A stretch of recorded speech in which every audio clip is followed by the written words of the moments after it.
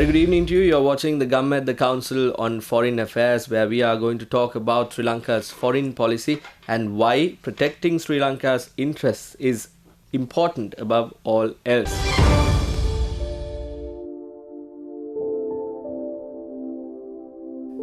Sri Lanka lays claim to one of the world's oldest civilizations.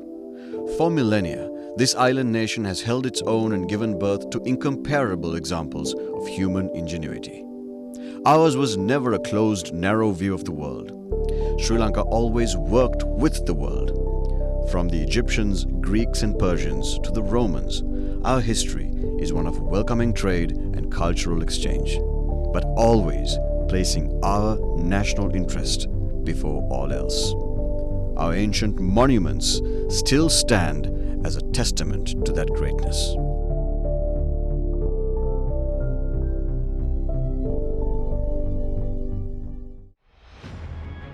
With the decline of the great Sri Lankan civilizations after the 13th century, rising European powers began to exert their influence and ended up colonizing Sri Lanka for 500 years. Although a significant time frame, a mere blink of an eye when compared to the thousands of years of self-determination.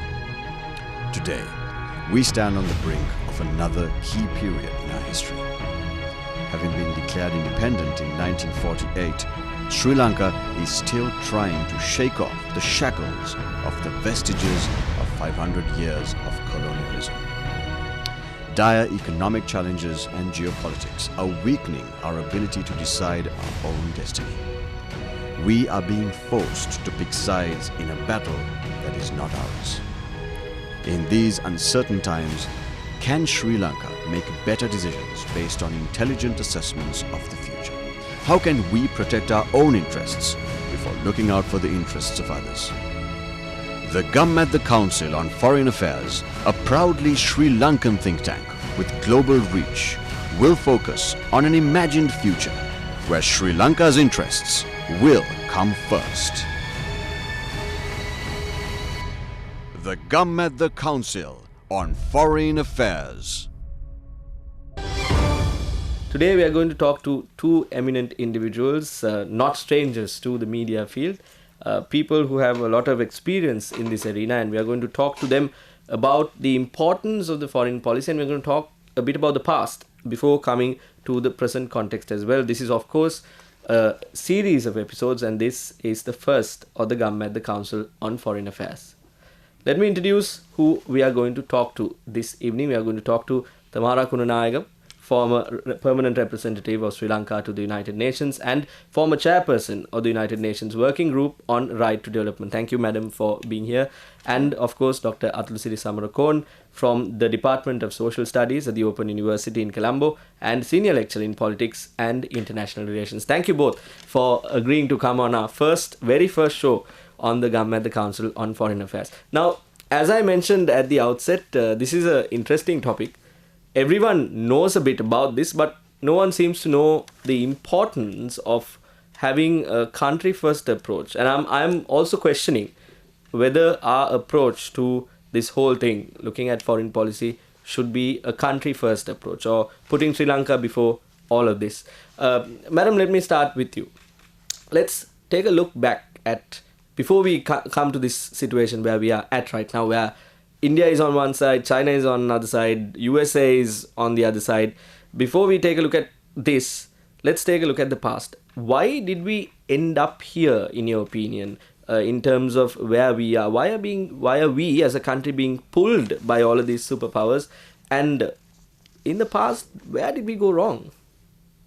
Thank you very much, first of all, for inviting me to this first edition of your the Government, the Council of Foreign Policy. That's the right word. It's a privilege for me. The question you've asked is a very broad question, and I wouldn't want to go into all that into detail because the question relates to the past, but also to the present, and what's actually going on in terms of Sri Lanka being torn apart, if that's what you mean. Now, to come to the most important point, I would say, in foreign policies, we have to ask the question: what does it mean? Why a foreign policy?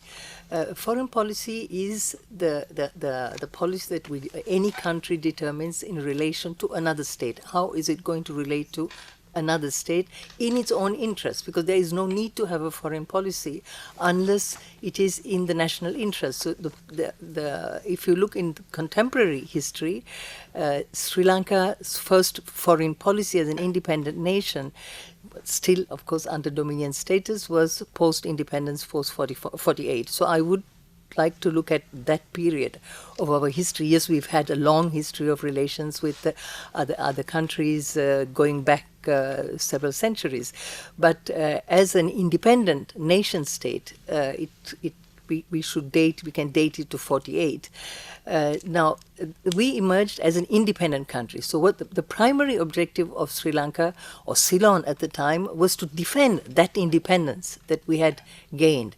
And it was gained over a long period of struggle, almost 500 years of colonization by 3 different countries, all Western countries: Portugal, Holland, and the UK.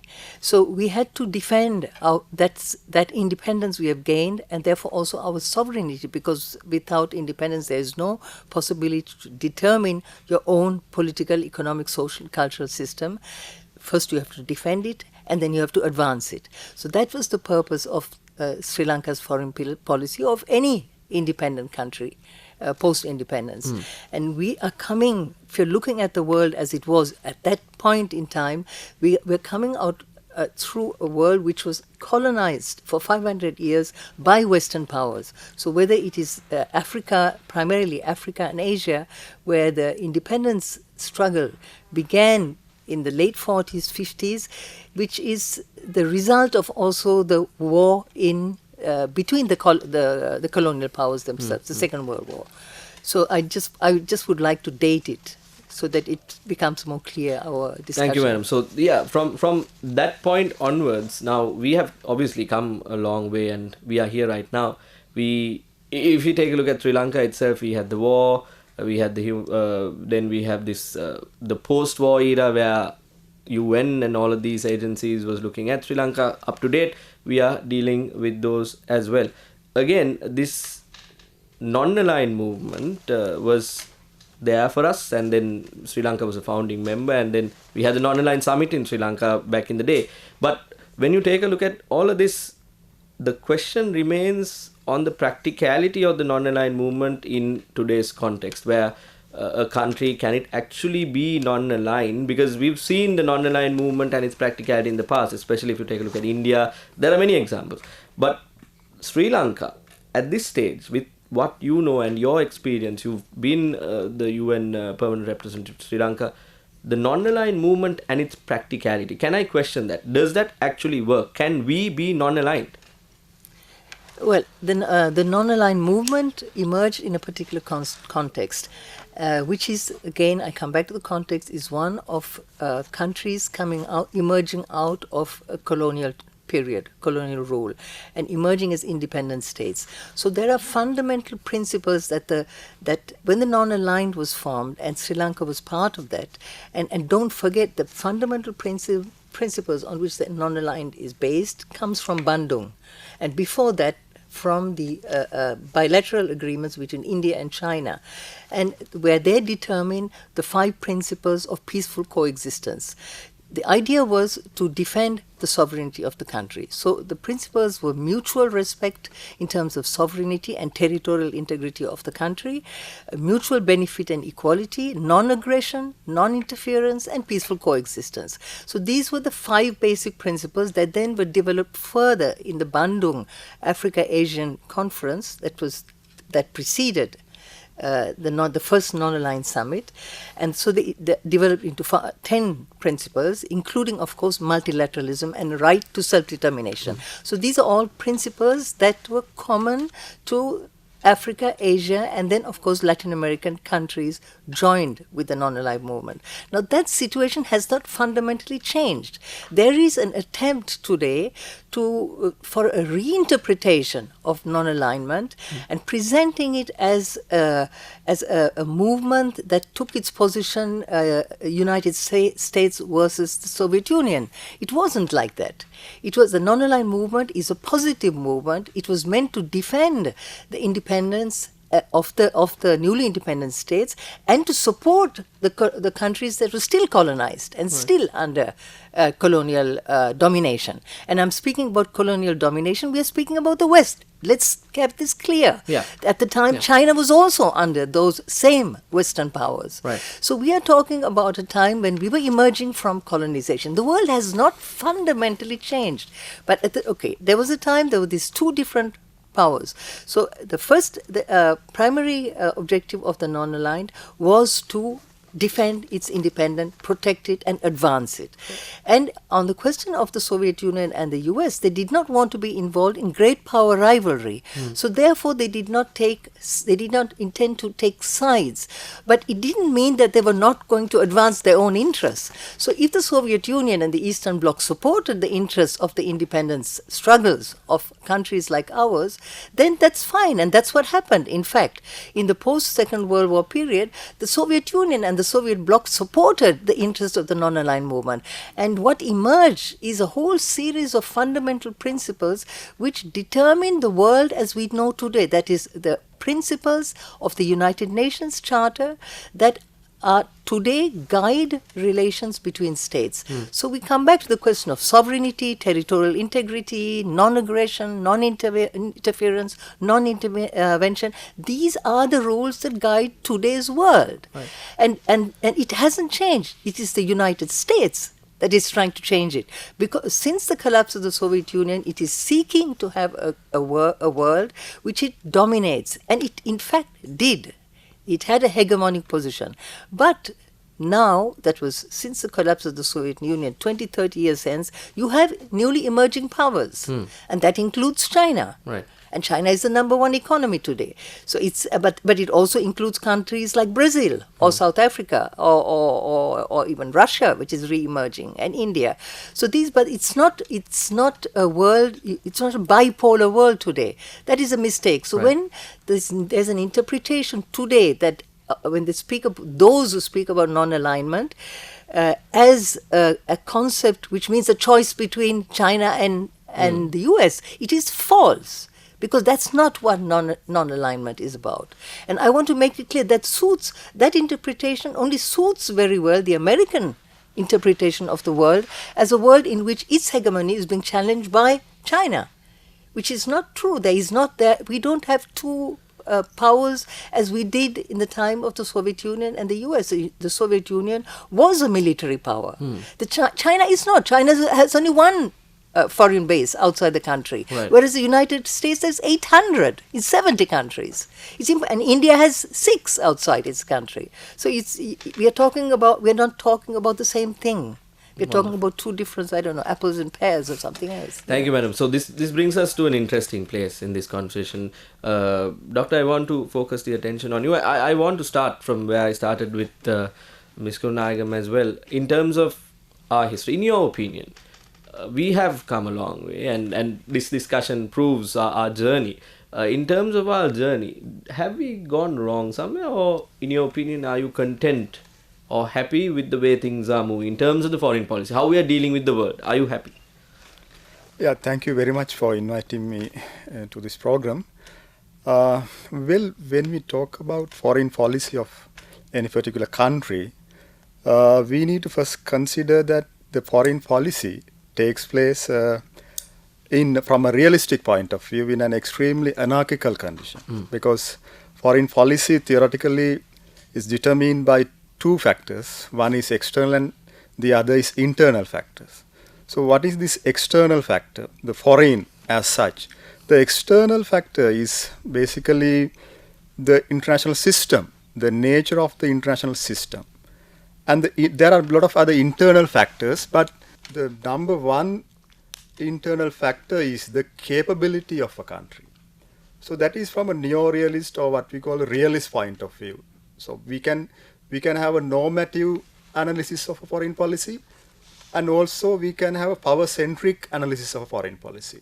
So we will try, both of these, because there are these contestation when it comes to analyze foreign policy of states. Actually, first of all, there is the question that whether a country can have a certain policy as a foreign policy, because when it is foreign, that means that it's different from the domestic policy. Right. So, but we find that the domestic policy and the foreign policy cannot be too different, because foreign policy may be an extension of the domestic policy as well, because when it comes to understanding democracy and socialism, so we saw particularly during the bipolar period, democratic countries were different actually. They were arguing for a different set of policies, principles, whereas the socialist countries had a different set of ideas and ideologies and values. So this contestation of values was very clear during the bipolar period. We saw, that is where actually we got lost, because we could not determine whether we should go for totally democratic values or towards socialist values. So that, our first constitution, 1972 indigenous constitution, was named Socialist Democratic Republic.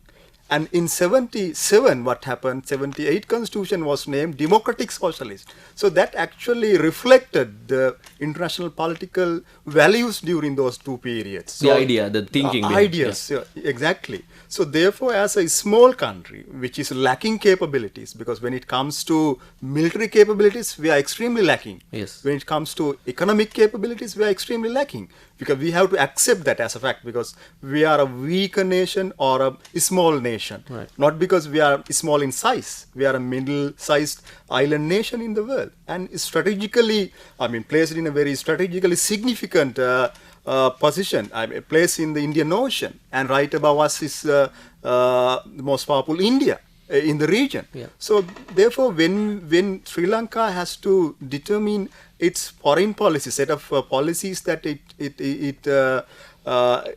that it will use to deal with the other countries, so it has to look at several factors. Basically, as a small state, I think Sri Lanka was constrained by several factors, as Ms. Kuganagam rightly said. With the independence came this biggest responsibility of defending independence. Because as a small nation without a military power, without a sizable considerable military, Sri Lanka was not in a position to defend its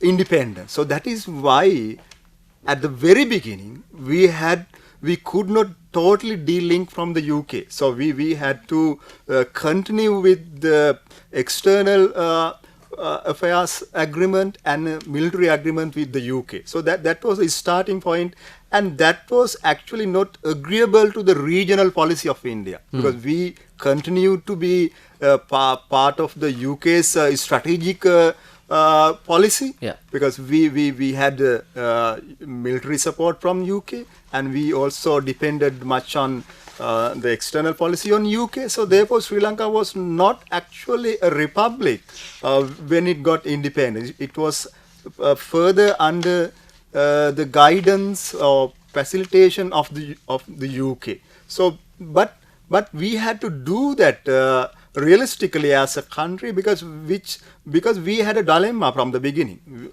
Our dilemma was about security, because we had to face a powerful state in the region. We were not sure about our survival. We never know what happened in the international system, because India was suspected by our leadership from the beginning. And that suspicion towards India actually structured the entire policy since independence up to date, I would say. Because this security dilemma has continued for long. So Sri Lanka, as a small state, have continued to exist in the international system with a big security dilemma. So that this this is central in studying, this is a central aspect of Sri Lanka's foreign policy when it comes to analyze the policy as such. Dr. Samarkon, you bring us to a very, very interesting point. Actually, I wanted to link the past to the present. That is what we agreed upon. And you bring me to my exact point. Madam, I want to focus both of you, but I'll start with Ms. Kunnayagam. Now, we are talking about this colonization and how it impacted India's regional policies and how it impacted Sri Lanka as a whole. And you mentioned we had the non-aligned movement for that very same reason, and that is why we went forward with it. Now, what did the colonization do? They had logistics, they had the military, they had the logistics, they made the rules and the laws, and then with regard to, I think you will see where I'm going with this. They had laws pertaining to land, and then they had the logistics, and then they had obviously the support that they gave us. Some of the new mechanisms that we see, especially by the United States of America, since you also brought out the example, especially Access SOFA and MCC also have the same, more or less the same effect. They have logistics, boots on the ground, and then a change in the land laws. So when I question it like that, doesn't it seem like a new form of colonization? I'm not trying to say what USA is doing is right or wrong. That is not my question. But to understand this situation, am I correct in looking at it that way? Because whatever the United Kingdom had, Great Britain had on us before 1948, USA is trying to do the same in a different instrument, through a different instrument in 2020. Is that a correct question to ask? Is that a fair question? Yes, definitely. Because I think what has been happening historically is there has been this tension between the colonizer, that's the primarily Western Europe, and the US emerged post Second World War with the defeat of Germany and Japan. So you had the decolonization movement that was the result of the weakening of the colonial powers. But they had at the time already set up, the international order was already in place. So I also mean economic. So the colonies were used as a source of primary resources, primary commodities. So that basic international division of labor in economic terms continued and continues. So there continues to be a lot of protectionism in the Western countries, and the US and Europe are probably the most protectionist countries in the world, whereas it is not the developing countries are having a problem to protect their own economies. So we have not been able to develop our economies in an independent manner, which is why the right to development that the working group that I chaired was actually the result of the struggle of the non-aligned movement for economic independence as a way to consolidate their political independence. So this has been going on, and the working group is still there. There is a UN declaration on the right to development that the West has always refused to implement, and so this is a continuing situation, continuing struggle. With the collapse of the Soviet Union in early 1990, the US emerged as a hegemonic power. So until then, you had the non-aligned movement and the Soviet bloc together, united internationally to counter any effort to recolonize or dominate in one way or the other their former colonies, because we are very wealthy in our resources. Only we don't have control over our resources in order to develop that economic sovereignty that we need to develop. Now, what has happened now with the collapse of the Soviet Union is the US having emerged as a hegemonic power. They have now, in very clear terms, during the term of George W. Bush, introduced this concept of preventive prevention. Policy. So you can they preempt and to prevent any kind of threats to US interests. So which under the international rules, which is under the UN Charter, which was subsequently developed by the non-aligned movement as a declaration on friendly relations, has become an obstacle to US interests. Now, this includes the US allies in the West, but they are on the decline. along with the US, is also on the decline. But it has been this tension between the two, and the US, because its hegemonic position is now being threatened, at least in economic terms, it needs to. And because their own economy is on the decline, and because they're probably in a situation of an implosion, social, economic, and politically, Right. in the United States, but also in Europe. Right. And you have a China emerging. It has become a threat to the US, and so they have actually no other choice but to pursue a very aggressive foreign policy, which is what they're doing, Right. and to recolonize in if you want to use the term colonization, but they want to take control over countries like ours. And they have already done it in Afghanistan, in Iraq, Libya. They're trying to do it in Syria. They have done it elsewhere. And but there has been the emergence of China and the joint the alliance with Russia and China in the Security Council has prevented the US from going further into more unilateral wars. So there is a tension right now, and there is a need for the US to take control of territories. And Sri Lanka, fortunately or unfortunately, happens to be on the strategic maritime route. And it is an important route for everyone, Yeah. whether it's for China or for US or for Europe or for Russia or for us or India. Yeah. We are on an important strategic location. And so MCC Aqsa SOFA is part, don't forget, these are institutional defense arrangements of the United States. They are not, MCC is the economic arm of its national security policy and national defense strategy. So it is the arm, in fact, President Trump has said it was introduced, in fact, in the time of George W. Bush, and then it was reinforced by Trump, where he says it's going to be used as a coercive tool in America's Indo-Pacific strategy, the MCC. So we have to see it as a package. It's the MCC SOFA Aqsa is a package, and they need to bring together the Asian countries together in an alliance to combat China. And this is very clear. China is the principal enemy of the United States.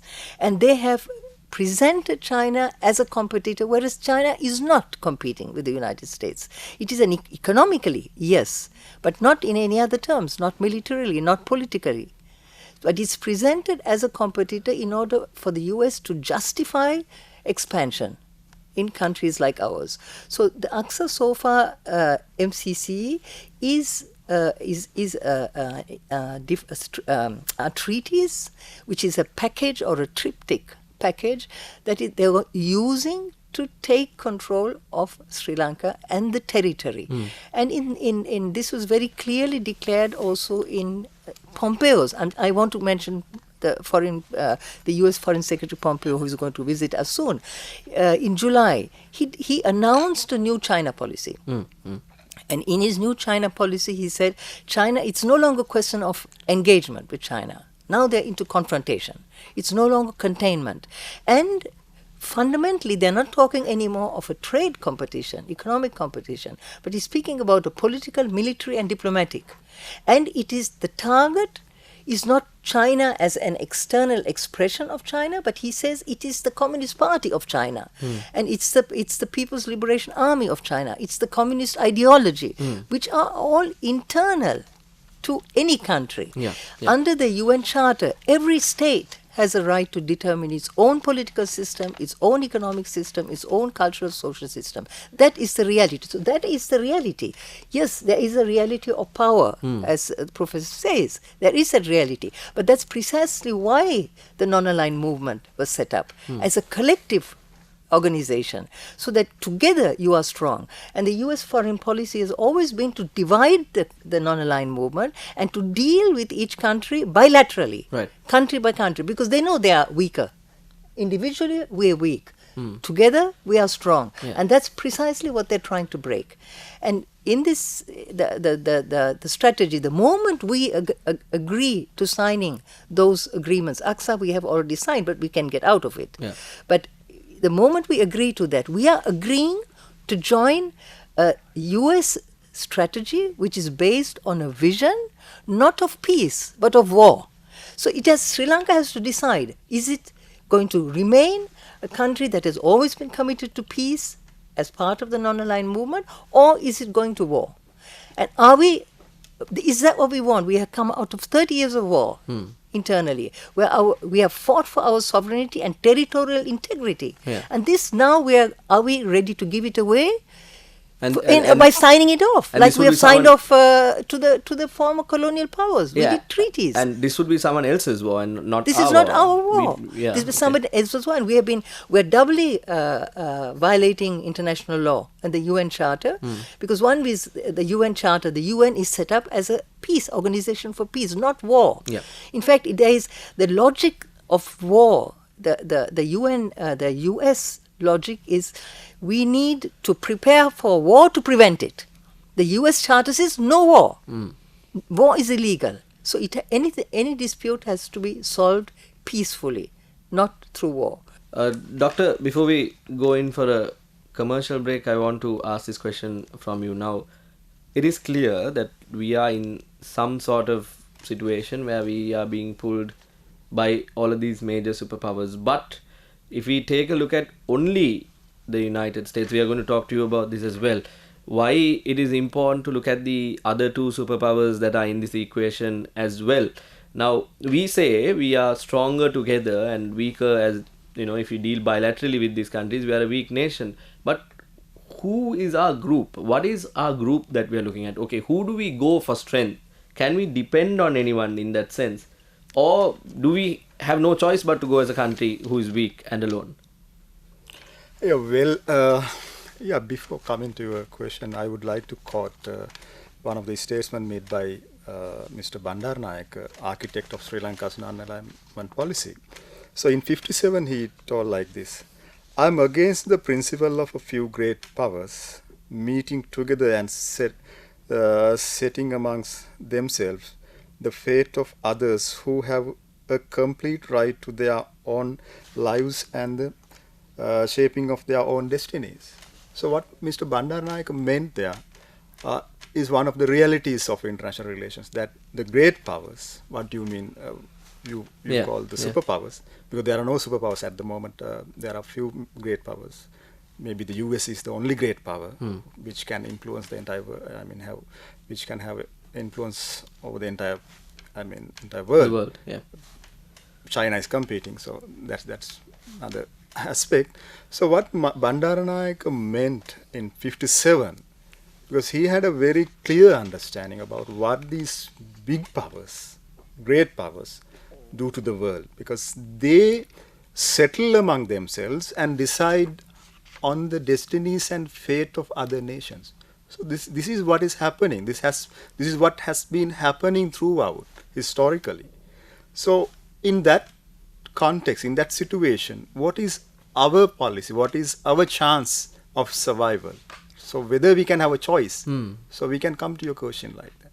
So whether we can have a choice, maybe realistically we can align with one set of nations, one set of countries, like non-alignment.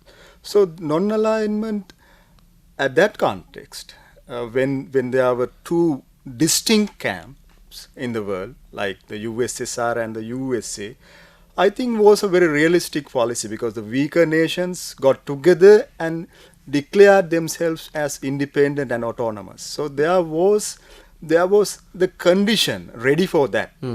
But at the moment, it is very unclear where we should go, right? With the Sri Lanka's foreign policy. So we can't exactly answer this question at the moment, because there is a lot of confusion, regarding the international system itself. We hardly know, what is going to happen. Yeah. But it's clear that there's a huge competition at the moment. There's a big rivalry between USA and China. Whether we can sort of stand with USA in this context, or whether we should depend on China further in terms of economics and other relations.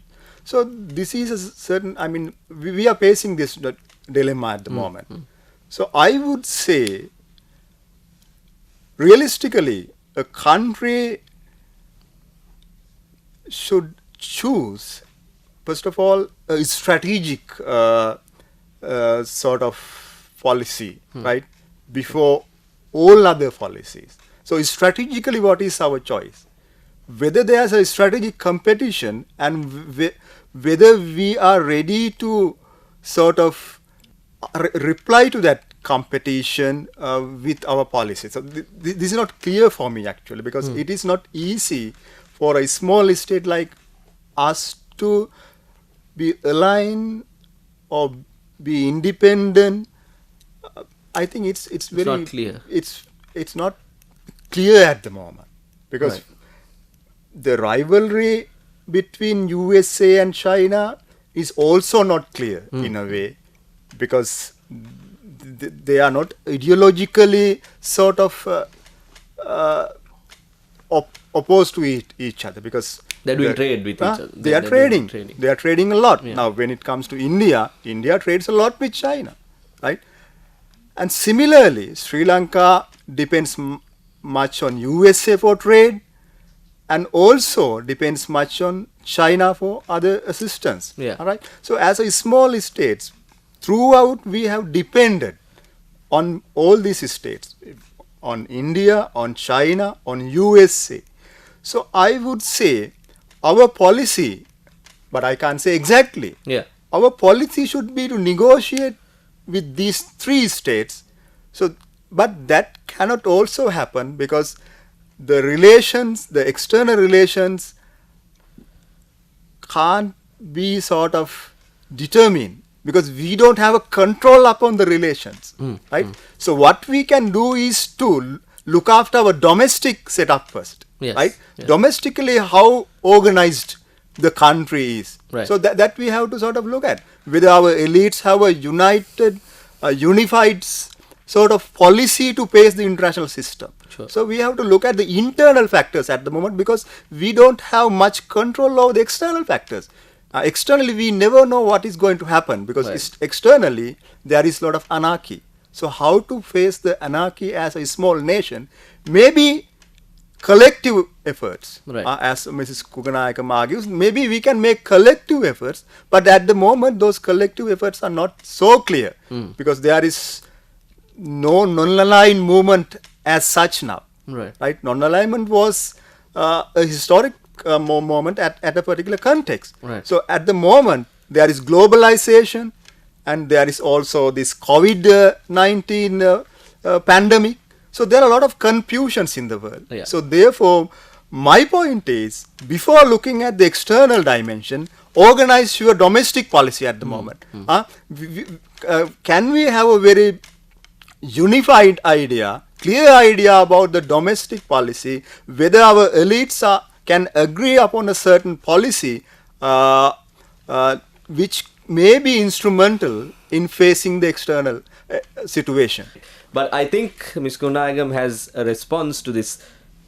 What should our foreign policy be? And what my question to Dr. Samarkand was, where should we go? What countries can we trust? That was my question. That is how all this started. So I'm going to direct the same question to you, hoping for maybe a different answer. I do not know. What is your stance on that? Well, to come to this question of foreign policy, because I think that's where we have to be clear, not so much about what choices we make, with whom which country to go along with. First of all, what is it that we want? And what we want is development, and development based on equality and social justice. If we can all agree to those principles, it's not development for some and poverty for the rest. So we are talking about developing the whole country in the interest of all its people, for which purpose we need to have control over our resources, and to be able to also be able to access to technology, and also to education, and to already the resources that we have to defend them. And that is why the UN has the UN Charter, defines the right to self-determination, also as permanent sovereignty over the resources, the wealth and resources and economic activities of the country. So if we agree on priorities for our country, Where do we go? What is it that we need to develop? Not to make money for a small elite, but for in the interest of the majority of our people, which means we'll have to go and talk to the people, and I'm glad that Gammadda is doing that, to find out what is it that people want. Once we have that clear, that should be the strategy in terms of foreign policy we should adopt has to do with what is it that we want to achieve, what is it that we want to defend, what are the markets that we want to obtain, what are the resources that we need to control. Like MCC definitely will come over and take over our land, but also the resources under our land. So do we want to give it away? And that comes back to the question of we need that land to defend ourselves. Now, especially now in the current situation of COVID, which is obvious, there are millions and millions of unemployed all over the world. So we are not going to have the option of tourism at the moment, and for a long time will not be an option.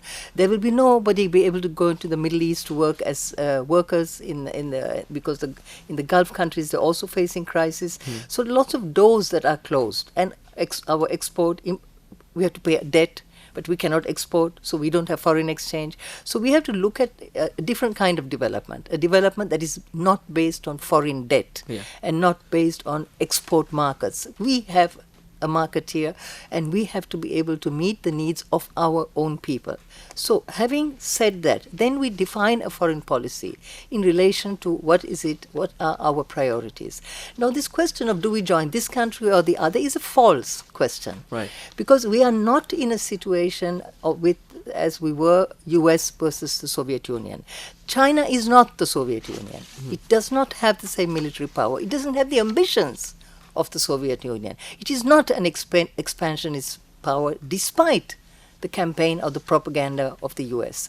The US would like to present it as a competition, as China versus US, but it isn't a China versus US because it is not the same situation. So we don't have to choose between one or the other.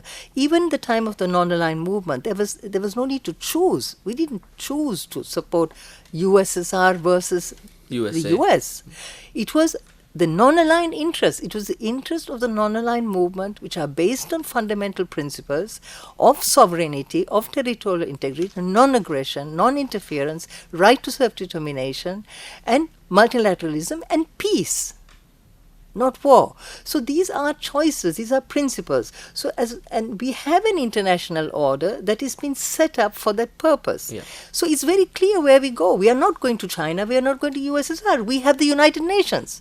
So we use the United Nations and everything the UN stands for, organize ourselves within that, and within the UN you have the non-aligned movement and you have the G77. Plus China. Of course, China is always with us because China is still a developing country, technically. It's also a former colony, and we have the same interests in that sense. We are still together. So in the United, and don't forget, Human Rights Council, who defended Sri Lanka? Who was our enemy? You have the United States with a draft resolution against you, against Sri Lanka. Who defended? China went around to all of Africa when I was ambassador.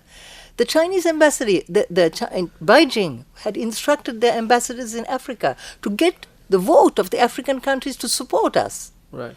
And so they were very active. So was Cuba, of course. Cuba stood out there and spoke on our behalf because we are observers, we're not members. Yeah. So we had to have a member speak out for us. That was Cuba. The other country that supported us was Russia. So we have, within the United Nations, we have the support. But we have to be within the non-aligned. Right. Because if we are not, the non-aligned countries will not support us. Because they will look at us, if we say we are neutral, they will suspect us. What does that mean? Means you have no principles. What did neutrality mean during the Second World War for Switzerland? It got all the gold from the Jews, from the concentration camps, and they didn't help the Jews at all, supported the Nazi Germany. That was Swiss neutrality. That's the neutrality example we have. So it is a Dangerous. position of It's dangerous stuff. unprincipled, no principles. So what do we have? We have the principles, which is the United Nations, the UN Charter. We have, those are recognized by all. That is, the world order is based on those principles, not by any principles or non-principles that the US is determining, because what the US is doing is US self-defense. When the US talks about China, it's talking about US self-defense. Correct. and self-preservation. And they want us to join them in preserving the United States. So we have to be very clear about, there is no choice. Yeah. Our choice is the United Nations. And if the government says we are going to leave the United Nations, I think that is dangerous. That's where we are going to find ourselves on our own, Right. alone. Alone. Yes. Weak and alone. Final few minutes of the time that we have allocated for this particular episode. Dr. Samarakon, in conclusion, in what was discussed today, again takes me back to my initial question. It is clear that we are again at a situation where, okay, again, because of our location, because of where we are located, and because of our importance, we have these types of affairs coming around us, and it is following us whether we like it or not.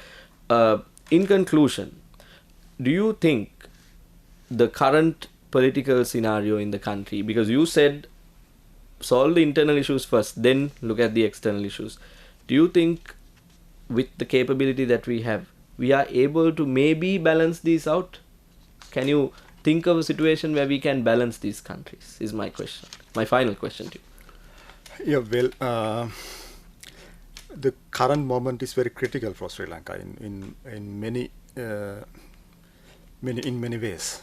Locally, we have a lot of issues to solve. The very immediate issue is COVID-19.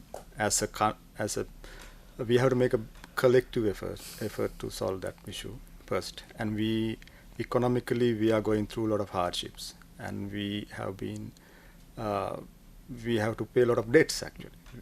People argue that, economists argue that we are highly indebted. Yeah.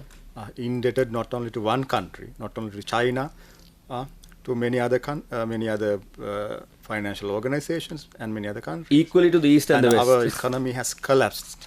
The COVID has in a way affected us badly.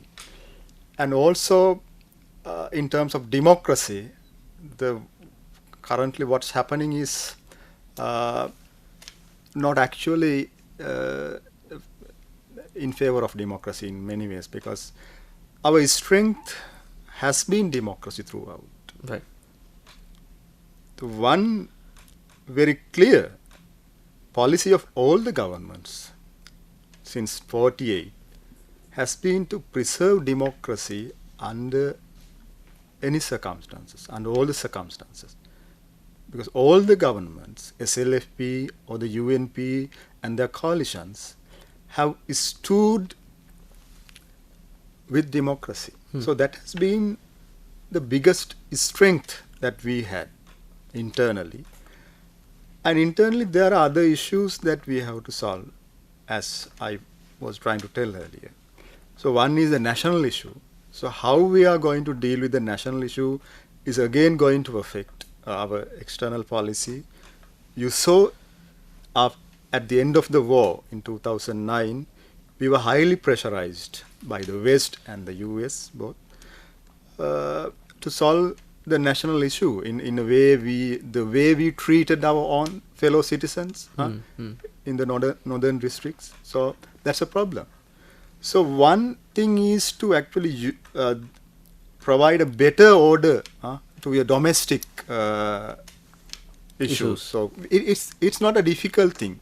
Before you organize the external, which is very difficult because there is no order at all in the external situation. So what we can easily do is to organize our domestic policy, domestic situation. So that is what I advocate is to have a better domestic, create a better domestic situation first. Politically be stable and be democratic, more democratic. And as a country, we should have very clear, unique, undeviated policy, such as non-alignment maybe, because from 56 to 83, if you look at this period, so in my analysis, I would say that period is highly characterized by these uniform principles of non-alignment. So during that period, Sri Lanka was very strong. Certain governments had a very high-profile foreign policy. For example, Sirimao Bandaranayake, and she could actually project Sri Lanka as a quite a powerful country, right? That is because we had certain values which actually helped shape the international policy. For example, promotion of international peace. We were actually a country for resolving conflicts. Conflict resolution and disarmament was one of our very powerful value. So we need to first of all have a very strong domestic policy in order to prescribe certain international values for others to follow us. So at the moment, I don't think Sri Lanka can prescribe any values to the world because it is not domestically organized. Right. So first, we have to be once disciplined. we domestically organize, so we will be in a position to advocate something to the world. Because small states can also do that. Because not only the big states in the world which have the power to shape the international agenda, international order. Small states can certainly do that. There is G77. There are other states. So we can join these forums and use them as our previous governments have done before 77 maybe. Because after 77 we had a clear shift of our foreign policy and we looked at look towards economic development. So economic development is also very much elusive because today we have a lot of other issues, environmental issues, a lot of other issues. Inequality is very much widespread in Sri Lanka. So without addressing these issues, we can't just talk about economic development only. What is development after all? So we need a new discourse on development. That discourse on development should not be something which is prescribed totally by the outsiders, by international financial agencies only. So that discourse should be shaped basically by the local interest through a very meaningful discussion among various influential groups in Sri Lanka. Maybe all the political parties, intellectuals, all should take part in a discourse about the idea about development. What sort of development that Sri Lanka requires? Whether we should go, whether we should develop all the ports of Sri Lanka. Then who will use those ports? Right. At the moment, there is we know China is supporting in a big way to develop our harbors, our seaports and airports.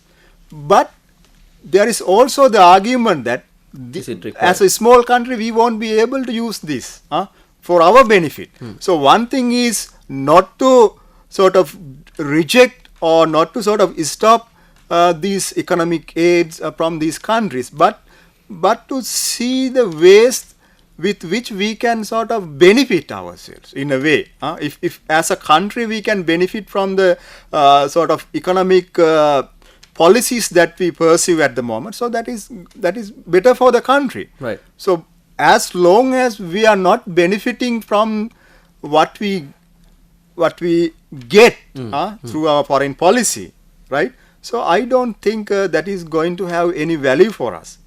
So when in our foreign policy, we should not forget that India is our immediate concern, because historically India has been our neighbor, and India is the major power in the region, and India is the hegemonic power as well, right?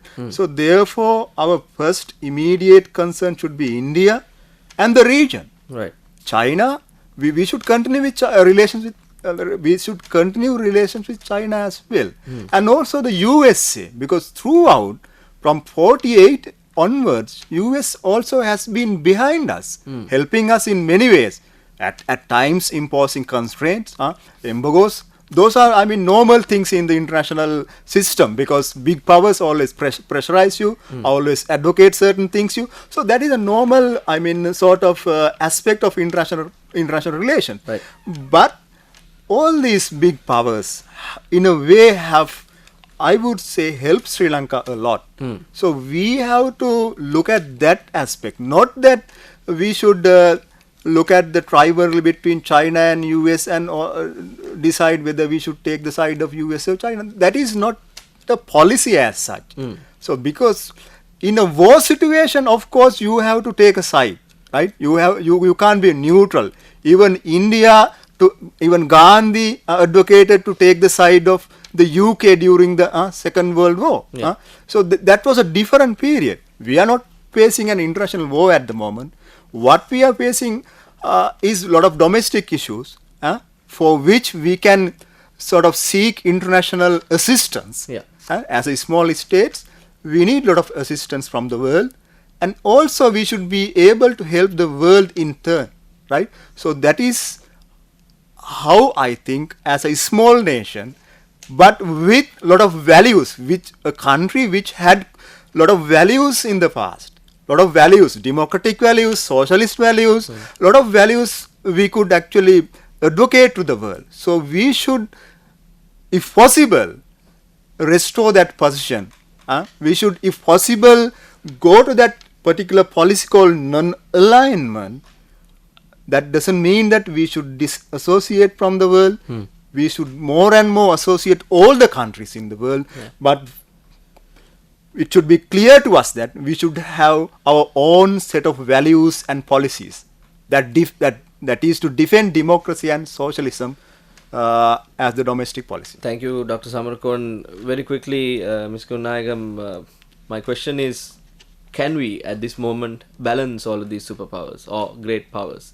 Can we balance it? Do we have to balance it, and can we balance it? I don't see our role there balancing superpowers. First of all, balancing has to do with a concept that is used when there is a conflict, when there is a play in the balance of forces is going on. I don't see globally that's what's happening. I don't see a Soviet, as I've said several times, I don't see a situation Soviet Union versus the US. China is not the Soviet Union. So there is not, and China is not into a balance of power struggle. It's going on with its own economic objectives, with its own national interests, and its interests have to do with international trade. So I think, and it's a huge country, don't forget it's millions, it's a huge population. So they have their own interests, but they don't have expansionist interests. And they have repeated it over and over again, is international cooperation and support to other developing countries. So I don't see, we don't need to balance it out. There's nothing to balance out. Now, but what I'm hearing from the political leadership are policies that seem to imply that they're talking about balancing things out. And I think it's also used as, I think it's a camouflage for something else. So even the notion of India first, why India first all of a sudden? We are Sri Lanka, and it should be Sri Lanka first, if at all. So we determine our foreign relations vis-a-vis the interests of Sri Lanka and Sri Lanka's people. Now, I think the reason why India first is being used, because if you look at it in the context of the ambiguity at the moment that we are in between MCC, so far we are not talking about it. AXA is there. We don't know if the Americans coming in and going in and out without PCR tests are coming under AXA or not. Now I've just seen there's an advertisement, vacancy post in the US Embassy for FAV, fully armored vehicle driver, to be able to go into any little streets of Sri Lanka, in the villages. So I don't know why you need a FAV vehicle here. So I mean, then you have the foreign secretary coming here at the moment. So I think there is all these things going on at the moment, and India first. Currently, India is the great strategic partner of the United States. So we can't talk about India only as a regional power. Yes, it is a regional power, but it is more than a regional power. Right. And the US strategy is with regard to Asia, because Asia has always been very clear about an Asian defense, self-defense pact. We are not going into other countries, but for Asians, it's historical. And the US has always had a problem with Asia because it has not wanted to join any US-led defense. So SEATO collapsed, CENTO collapsed, and Nehru has been very outspoken against SEATO and joining of any US-led alliance. So those collapsed, which is why the Americans have used this concept or strategy of hub and spokes with regard to Asia. Hub is the United States. But since they cannot come in, they use other countries in Asia to enter. So you have India, you have the Quad, India, Australia and Japan. And India is part of the Quad, but behind India is US. So when we are speaking about India first, and here we have Pompeo arriving, don't forget he's there with the Defense Secretary, Esper, who has been going around, they've been going around Europe and Africa, calling for military and diplomatic support to fight China. Now, that's the purpose of the visit. Yeah. Europe has said no. Yeah. Philippines has said no. In fact, now recently ASEAN has said no. So this is why he's here. So we know India, who in today's context, today we are not talking about the India of the non-aligned period, but today's India is the strategic partner of the United States. So if we are going to build this India first relationship, I think what they really mean is US first. Right.